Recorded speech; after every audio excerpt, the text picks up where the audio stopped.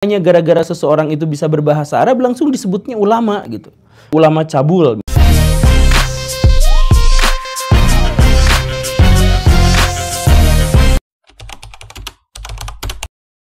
Saya merasa resah dan risau ketika ada orang yang membawa simbol-simbol Islam tetapi justru malah merusaknya gitu, merusak citra Islam yang positif. Jadi yang saya pahami adalah bahwa yang dimaksud dengan ulama itu adalah orang yang pintar, orang yang cerdas, orang yang memiliki ilmu pengetahuan yang luar biasa dalam ilmu agama. Tapi pengetahuan dalam ilmu agama itu kan wajib untuk menjadi untuk mewujud dalam kehidupan. Kan gitu. Nah, jadi maka ulama itu pasti soleh gitu. Nah, salah satu masalah di Indonesia adalah kriteria orang disebut ulama itu adalah kalau dia bisa berbahasa Arab, kalau dia bersorban, memahami ulama seperti cara pandang orang zaman dulu. Jadi maksudnya yang dimaksud dengan ulama itu adalah yang kontribusinya kepada masyarakat positif, yang masyarakat mencintai mereka, yang kedekatan mereka dengan kemanfaatan itu sangat besar, yang bahwa mereka itu memberikan contoh yang baik, suri tauladan yang baik, dan sebagainya. Nah ini kan sebenarnya karakteristik ulama yang di zaman dulu memang seperti itu. Cuman sekarang tuh enggak. Jadi hanya gara-gara seorang itu bisa berbahasa Arab, dia tetap disebut ulama walaupun dia kata-katanya merusak. Iya, seharusnya ulama itu menjadi panutan. Ulama itu adalah representasi dari Islam. Jangan sampai representasi dari Islam itu justru malah membuat Islam memiliki citra yang semakin negatif. Kan zaman sekarang itu citra Islam itu negatif. Ditambahin sama orang-orang yang seperti itu. Gitu sih Bu, kritikan saya. Kan gini, masyarakat kita itu, ini saya mohon maaf ya, saya nggak sebutin untuk semua. Jadi masyarakat bernalar rendah itu juga adalah masyarakat yang kemampuan abstraksinya rendah. Masyarakat yang bernalar rendah dan abstraksi rendah akhirnya apa? Mereka tidak bisa mendefinisikan sesuatu kecuali melalui simbol-simbol yang kontras dan jelas gitu. Jadi mereka misalkan memahami bahwa yang dimaksud ulama itu, mereka sulit untuk memahami bahwa yang dimaksud dengan ulama itu kriterianya holistik gitu. Kriterianya bahwa dia itu secara akidahnya baik, kemudian tutur sapanya baik, berkontribusi pada masyarakat, karya-karyanya diterima sama masyarakat. Itu kan holistik, luas gitu. Nah, orang yang bernalar rendah tidak bisa menangkap luasnya definisi dan kriteria itu. Misalkan gini lah ya, PKI haram. Kenapa? Karena ateis gitu.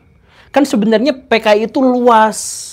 PKI itu ada yang muslim, ada muslim yang taat, ada yang baragajulan, bahkan ada yang kapitalis luar biasa, ada dan lain sebagainya, luas sekali. Dan ini tidak bisa langsung disaklek hanya dalam sebuah pernyataan bahwa kalau PKI pasti ateis gitu. Nggak bisa.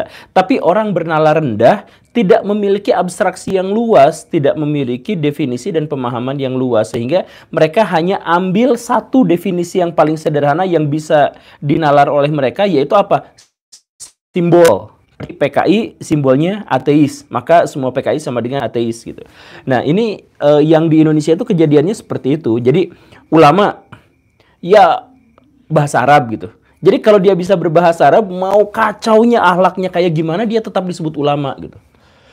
Akhirnya saya sendiri suka merasa prihatin misalkan ketika ada di pesantren, ada di berita disebutnya ulama cabul misalkan, atau ustadz cabul gitu. Kan ulama tuh gak bisa cabul. Tapi karena mereka terjebak pada definisi yang terlalu sempit dengan kriteria yang terlalu sempit, maka kita memang seperti itu gitu pada akhirnya. Kalau misalkan kita berbicara tentang tentang Amerika Serikat luas gitu. Tapi yang kita pikirkan adalah bahwa Amerika Serikat itu adalah elit global yang menguasai dunia untuk kepentingan mereka sendiri gitu. Nah itu simbol-simbol penyederhanaan yang seperti itulah yang akhirnya membuat kita itu sulit sekali untuk keluar dari jebakan-jebakan yang tadi gitu. Ya, sekarang akhirnya kita lihat langsung. Jadi kita tidak usah bertanya nanti gimana ketika kita salah mengidentifikasi ulama. Lah, karena udah kejadian sekarang. Jadi peradaban Islam sekarang tertinggal, peradaban Islam sekarang hancur. Salah satu ada satu hal yang unik di Indonesia dan nanti akan saya angkat dalam sebuah video. Em, jadi gini, waktu Snouck Hurgronje datang ke Indonesia atas permintaan dari pemerintah kolonial Belanda yang ditugaskan untuk mencari kelemahan-kelemahan rakyat Aceh dalam perjuangan, maka Snouck Hurgronje itu mengeluarkan sebuah ajaran yang kemudian disampaikan kepada masyarakat Aceh dan masyarakat Indonesia secara umum, bahwa dia mengatakan Islam itu adalah agama yang baik, tetapi dia adalah politik yang tidak baik, politik yang tidak akomodatif.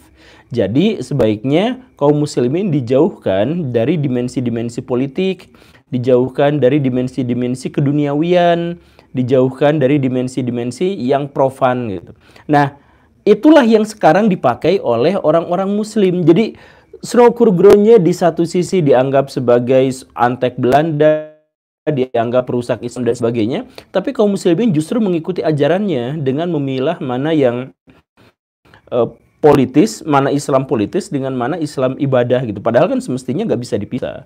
Semestinya kita tuh nggak bisa sekuler dalam hal itu. Ya, saya juga menjelaskan di beberapa video bahwa agama Islam itu secara inheren itu sulit sekali untuk dihubungkan atau disambungkan dengan sekulerisme, itu nggak bisa. Tapi kan yang terjadi sekarang itu ya seperti itu. Jadi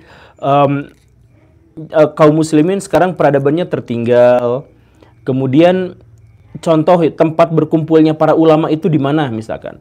Kita bisa sebut, saya mohon maaf ya, kita bisa sebut misalkan ada di pesantren kah, atau di Kementerian Agama kah, atau di mana. Nah, di tempat-tempat yang seperti itu, kemaksiatan itu jumlahnya sama banyaknya.